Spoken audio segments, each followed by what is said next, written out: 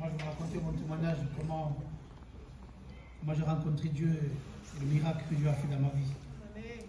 Parce que nous avons un Dieu de miracle. Que rien ne lui est impossible. Il suffit de mettre sa foi en action et d'y croire, Seigneur. Et voilà, pour ma part, moi j'ai grandi dans un foyer qui était catholique. Vous savez, quand on est catholique, nous, comme tout bon gitan, on croyait qu'on était sauvés. Et bien nous, on allait à Lourdes, on allait au Sainte-Marie de la Mer, on pratiquait pas. On croyait qu'on était comme ça, on travaillait, on faisait rien de mal, et on croyait qu'on montait au ciel. Faux. Erreur. On ne savait pas que c'était comme ça. Et puis après, moi, je me suis marié avec ma compagne. Ma compagne, elle connaît l'évangile. Et puis quand elle est rentrée dans mon foyer, elle a vu ce qu'on faisait chez nous. Voilà. Elle m'a expliqué, elle m'a dit, tu sais, c'est pas ça les choses de Dieu. Et elle m'a raconté la vérité. À ce moment-là, maman, ça m'a fait du mal. J'ai dit, écoute, reste avec ton Dieu, moi je reste avec le mien. Et puis moi, je ne t'empêche pas d'aller à l'assemblée, vas-y, moi c'est tes oncles, moi c'est tes cousins, vas-y. Mais moi, laisse-moi tranquille, moi je travaille, je fais rien de mal. Et puis voilà, le temps a passé comme ça, il s'est passé 20 ans. On a fait un foyer, tout allait bien. Et puis quand je suis arrivé à 38 ans, en 2019, je suis parti en Espagne voir ma famille un peu. J'avais des cousins à moi. Et puis vous savez, là-bas, je suis rentré dans un restaurant, on est allé manger. C'était l'été, voilà, c'était une belle journée, tout allait bien. Et puis là, je me suis assis à table et je me suis effondré. Je l'avais compris, j'étais en bonne santé, j'étais bien. Je suis tombé par terre et là, je me suis évanoui. Et là, j'ai compris qu'il y avait quelque chose de grave. Et là, ils ont appelé les pompiers. Ils m'ont emmené à l'hôpital. Et puis à l'hôpital, au bout de quelques heures, mon état s'est empiré de plus en plus. De plus en plus, de plus en plus. Et j'avais des machines branchées de partout. Et les machines, elles faisaient des bruits. C'était pas des bons signes. Et puis le docteur, il a dit, écoutez, je suis en train de le perdre, il meurt, il meurt, il meurt. Moi, ma tension, elle était montée jusqu'à 26. Pour ceux qui connaissent, c'est énorme, 26. Et puis là, on m'a changé d'hôpital, on m'a mis à notre hôpital plus expérimenté. Mais là, il disait rien. L'hôpital là-bas, il disait c'est rien, il fait un malaise vagal, il va s'en remettre. Et puis, au bout de quelques heures, mon état s'est stabilisé, mais j'allais pas bien. J'allais vraiment, vraiment pas bien. Et je suis resté 2 jours là-bas.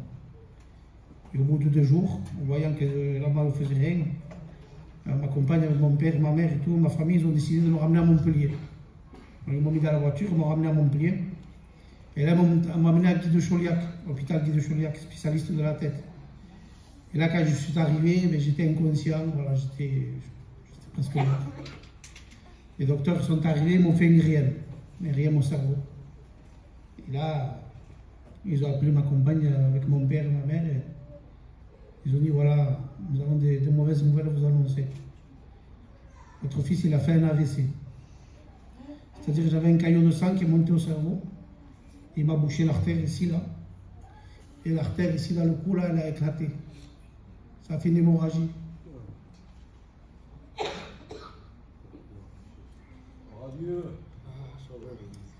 Et puis le docteur m'a condamné. Ils ont dit, écoutez, on va le mettre au coma, il va rester 10 jours. Si au bout de 10 jours, il ne se réveille pas, on le débranche, il est mort. Et puis si ça en sort, ça sera en légumes toute sa vie. Et puis moi, ma compagne, vous savez, elle connaît l'évangile. Elle n'a pas accepté. Elle a dit non. Et puis là, elle a appelé les serviteurs de Dieu. Les serviteurs de Dieu sont venus prier pour moi. Moi, ma compagne, c'est la nièce à toi, je t'ai tonton. Vous êtes venus prier pour moi à l'hôpital. Vous n'avez pas un pasteur, vous êtes venus. C'est les oncles à ma femme, et puis voilà. Ils ont prié le Seigneur. Et puis je suis resté 11 jours à l'hôpital. Vous savez, ma compagne, elle venait me voir tous les jours. Et je ne parlais pas, j'avais des machines. Le seul moyen de parler, c'était avec des signes. Le signe des yeux, et puis je ne mangeais pas, je ne buvais pas, j'ai maigri énormément. Je ne reconnaissais plus personne. Puis ma compagne, elle mettait les cantiques sur le téléphone. Et moi, je ne connaissais pas, mais ça me faisait du bien. Et là, elle m'a dit, Nino, tu sais, les docteurs, ils t'ont condamné. Il m'a dit, le seul qui peut te guérir, c'est Jésus. Mais moi, je ne connaissais pas, j'étais catholique, je ne savais pas ce que Dieu est capable de faire. Mais dans ces moments-là, on se s'entraîne vraiment pas bien. On s'accroche à la première bouée qu'on nous propose. Et là, elle m'a parlé de Jésus, je dis, écoute, Je dis, mais je le ferai, je ne sais pas. J'étais vraiment pas bien. Et puis vous savez, un soir, ma compagne est venue me voir, et puis à partir de 20h, les visites, elles étaient finies. Et jusqu'au lendemain. Et puis le soir, ici, là-bas, aux soins intensifs, les docteurs, le soir, ils éteignent les lumières pour que les malades peuvent se reposer. Et puis là-bas, je vous promets, c'est les ténèbres. Au coma, là-bas, c'est les ténèbres. On sent vraiment la présence du malin qui se promène. Je vous promets que c'est une réalité. J'ai vraiment, j'ai senti l'odeur de la mort. Un soir, je me suis dit, ça y est, je suis en train de mourir. Je sentais que mon cœur s'arrêtait. Je sentais même mon âme, elle se partait. Je dis, ça y est, je meurs. Et puis là, je vous promets, c'est une réalité. J'ai senti l'odeur de la mort. Elle m'a traversé le nez. Et je ne sais pas si un instinct, j'ai reconnu, je dis, c'est la mort qui veut me chercher. Et là, j'ai eu peur. J'ai eu peur, je dis, Seigneur, mes enfants ont 38 ans, je suis en train de mourir. Seigneur, et maintenant quoi? Je vais où? J'ai eu peur pour ma vie. Je fais quoi maintenant? Seigneur, j'ai rien fait de moi, je travaille toute ma vie. Et là, je me suis souvenu que ma femme m'a dit, crie à Dieu. Amen. Et vous savez, dans la Bible, il y a écrit que quand malheureux crie, l'Éternel entend. Et bon, moi, j'ai crié à Dieu. J'ai mis à l'épreuve. J'ai dit, Seigneur, mais si vraiment tu insistes, tu me sors de là. Tu me sors de là, et moi, j'irai aux réunions, j'apprendrai à te connaître. Puis les docteurs sont arrivés le lendemain, il m'a dit, monsieur, vous êtes hors de danger, on vous monte en chambre. Amen. Vous êtes hors de danger. On vous monte en chambre. Et puis, ils m'ont monté en chambre. Ma compagne, elle est venue, j'ai dit, Rachel, ils me montent en chambre aujourd'hui. Pour ne pas savoir la joie qu'il y avait dans mon cœur. Et puis, la maladie, elle m'avait laissé beaucoup de séquelles. Je ne vais pas rentrer dans tous les détails, ça serait trop long, mais il y a une séquelle qui m'a laissé, et cela m'a fait du mal. Le docteur m'a dit, écoutez, monsieur, vous avez subi un AVC. Un AVC, ça laisse toujours des traces. Vous êtes en vie, déjà, c'est un miracle. Il m'a dit, mais par contre, vous avez perdu vos jambes. Il m'a amené au fauteuil roulant, il m'a assis dessus. Il m'a dit, écoutez, je suis désolé de vous dire que vous êtes handicapé à vie. Je ne remarcherai plus. J'ai dit, pardon? Oui, monsieur, vous ne remarcherez plus. Ça va être très dur de récupérer vos jambes, mais moi, j'y crois pas. Et puis là, avec le temps, je suis sorti, je commençais à aller un peu mieux. Et puis le Seigneur, il a tenu sa promesse, il m'a sorti de là. Et moi, j'ai voulu tenir la mienne. Quand j'allais bien, j'ai dit, Rachel, mais maintenant, tu m'amènes à réunion, parce que j'ai promis au Seigneur.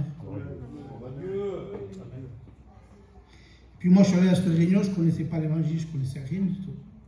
Et quand je me suis assis, j'entendais les frères, comme aujourd'hui, la prier. Je dis, mais comment ils font? Ils parlent avec Dieu. J'étais jeune. Puis j'entendais les prédications, les témoignages de guérison, ce que Dieu était capable de faire.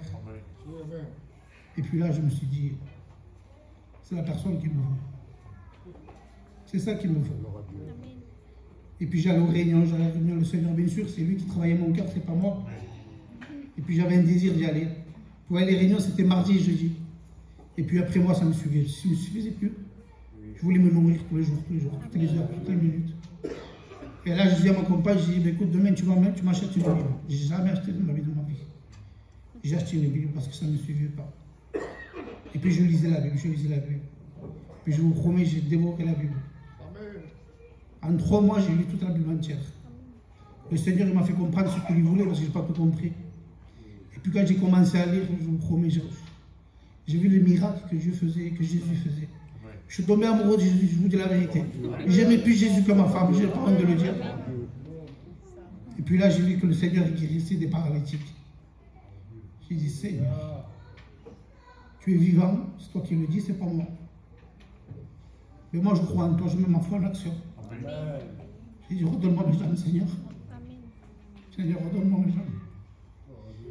Puis vous savez, après le temps, un jour, je me suis levé, j'ai marché.